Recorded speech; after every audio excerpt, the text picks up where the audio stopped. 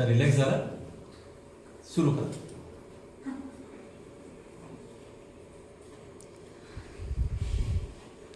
जज साहेब, मी ॲडव्होकेट राणी इंद्रजित महाडिक. इंद्रजित महाडिक यांच्या बाजूने मी केस लढण्यासाठी आले.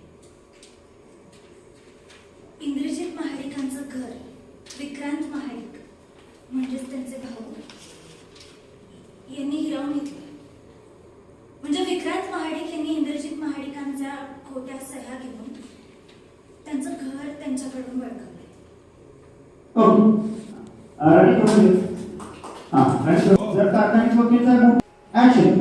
इंद्रजित महाडिकांच्या अख्ख्या कुटुंबाला घराबाहेर काढले. इंद्रजित महाडिकांना फसवून त्यांच्या घरावरती हक्क सुद्धा सांगितले. ऑब्जेक्शन माय लॉर्ड.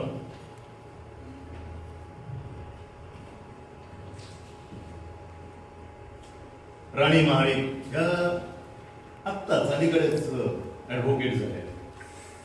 त्या जज झाल्यासारख्या सगळ्या डिसिजन देऊन मोकळ्या होत आहेत.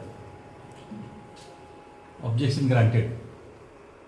हे बघा, आरोपी ठरवणं, केसचा निर्णय देणं हे आमचं काम आहे. तुम्ही फक्त तुमच्या क्लायंटची बाजू मांडा. दोन्ही पक्षांचं ऐकल्यानंतर कोर्ट आपला निर्णय देईल. जज साहेब, मी निर्णय नव्हते सांगत, मी फक्त जे घडलं ते सांगते.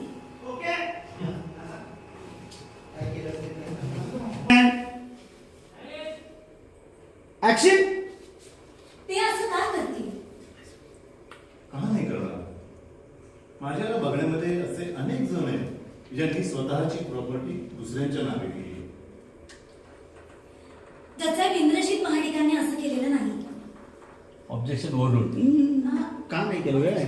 Role rolling and action.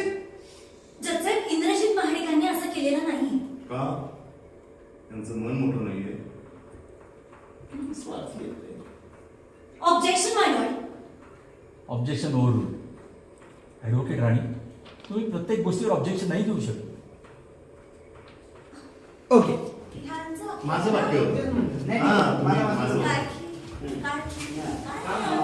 आता जे म्हणतात ओके, राणी, तुम्ही प्रत्येक गोष्टीला ऑब्जेक्शन नाही घेऊ शकत. त्यांचं झालं कारखान्याचं. तुम्हाला काय तुमचं म्हणणं मांडायचंय की आधीच हार मांडली? ठीक आहे, मग शांत झाली.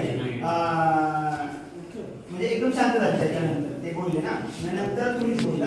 तुम्हाला काय तुमचं म्हणणं मांडायचं की आधीच हार मांडली? नाही, मला बोलायचं जसं विक्रांत महाडिकांनी सुरुवातीपासून असं वाटत होतं की त्यांच्या नावावर फॅक्टरी आणि सगळी प्रॉपर्टी